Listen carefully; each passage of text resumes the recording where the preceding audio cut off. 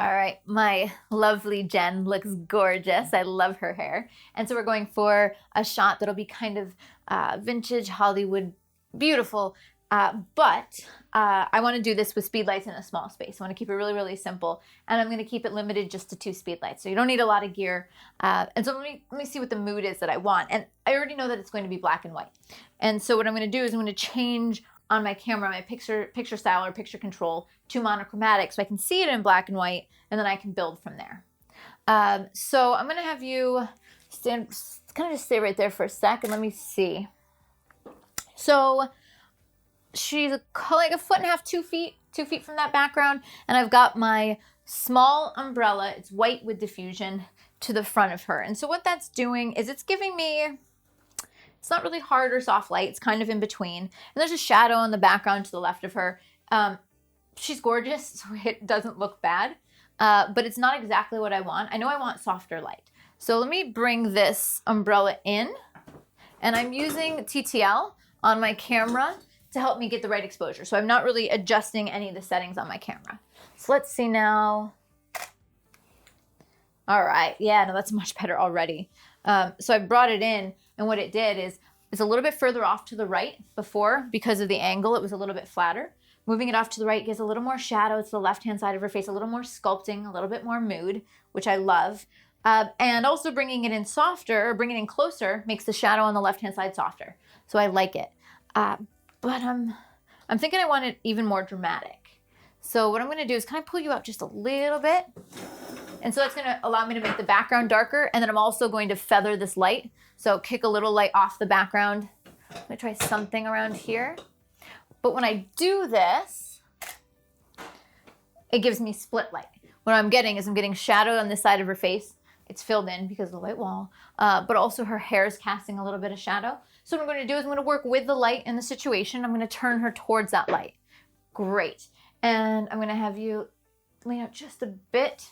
Perfect. So my background is now almost completely in shadow because I feathered the light off the background.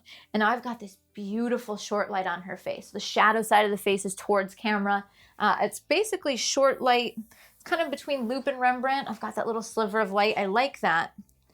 But I love the shape and the big fullness of her hair. And it's blending in with the background.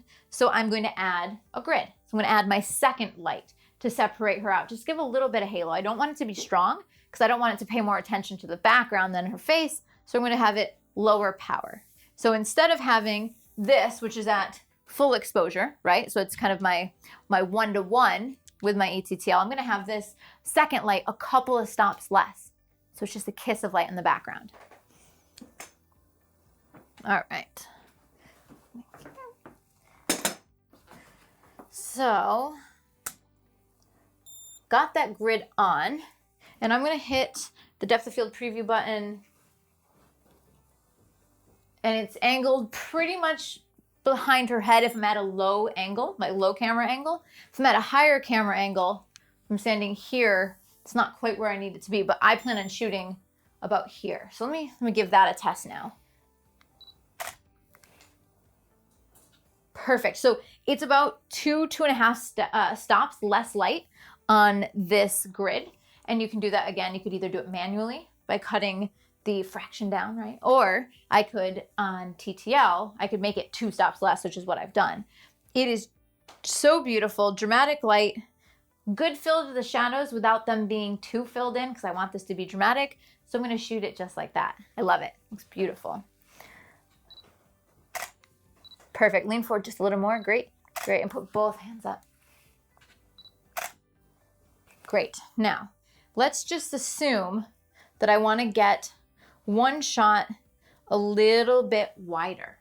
I want to get a little bit more of her outfit in the frame. So in this case, I'd have to decide, because my grid is not covering that big of an area. Do I want it behind her hair, or do I want it behind her lower back?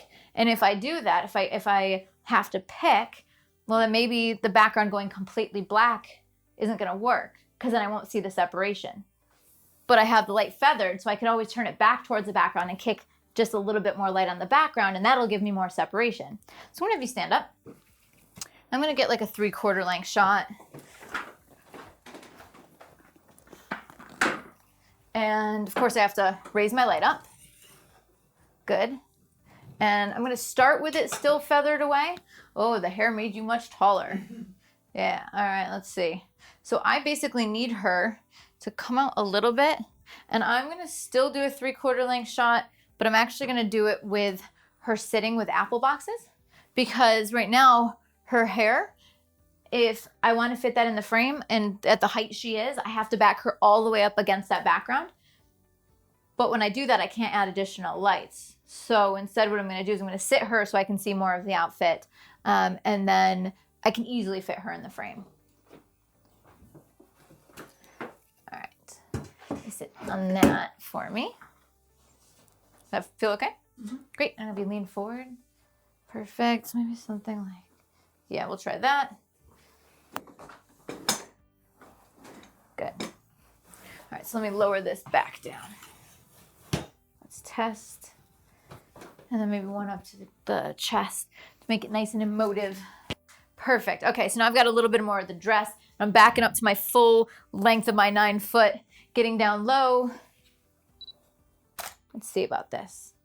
All right, so I like it. I'm gonna kick a little bit more light on the background. Just give me a little bit more spill by turning that. So again, this way, background will go darker. This way, I'll get more spill. If I pull the light back further, I'll get even more spill on the background. And if I shoot here, it still looks nice, but I like to shoot from lower angles for a little bit more power. So I'm gonna shoot a little lower. It's beautiful. Okay, here we go.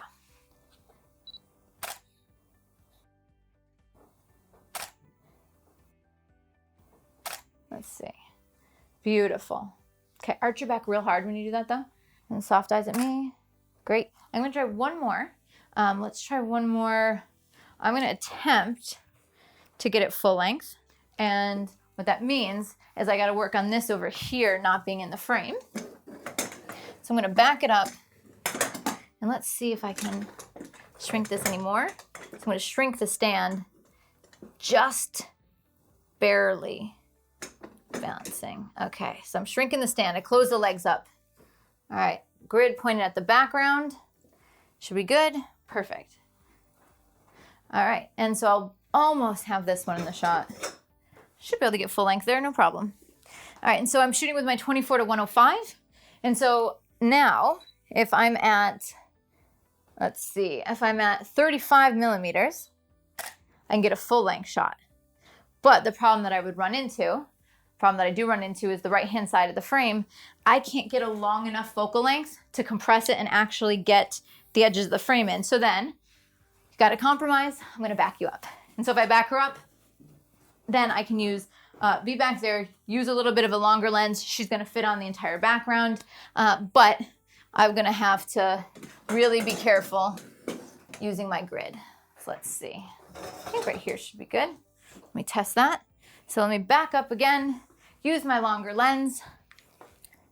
And so instead of using 35, I'm gonna be more at a 50. And so I barely have the edges of the stands in the bottom of the frame, and that might just be something I'd have to Photoshop. Now, I don't like this as much as the other shot. I don't like this in the background as much anymore because the background's not dark. So I'm actually gonna get rid of it. It's not doing as much. Before it was dramatic and giving me a little halo behind her head, but now it's just a kind of a glowing light on the background. It doesn't quite make sense. So I'm gonna back you all the way up to it. Good. Like right up, can you feel it? Like basically to your back. Perfect. Great. Okay. Let's try this here. Pretty. Okay. So now I'll definitely be able to fit her in the frame, but I'm gonna rotate you this way. A little bit more. Good. And perfect, and lean forward if you can just a bit. Let's test that. So I definitely have a shadow on the background. If I want less of it, I have to either, can I move you back towards the background more? Like just your butt on that? Yeah. And I can get rid of the shadow a bit, either with a bigger umbrella, a softer light source, or I'm gonna bring it around front to reduce that just a bit. Great, and lean your back towards it. Good, right there. Perfect. So now I have a lot less of that shadow. Hand on your thigh. Good. Perfect. Great. And now turn your shoulders wide to me. Good. A little more aggressive. Pretty. All right. So taking a look at kind of what we got, honestly, the shots that I like best are the most dramatic ones. The ones with the short light to the side, the shadow side of the face towards camera, a little bit of a grid on the background. But this is a different look where I have her evenly lit from head to toe, and I can get a full length shot of her even with that big hair. It's not as dramatic, but it still looks beautiful and timeless. So it kind of depends on what you're going for. I think that's the whole point of light. It's not right or wrong. One shot is super dramatic, lots of shadows, a little bit more of a mysterious mood, whereas this is a little bit more confident and it's a little bit flatter light. Different moods, different results, but all done with either 1 or 2 speed lights and super basic modifiers.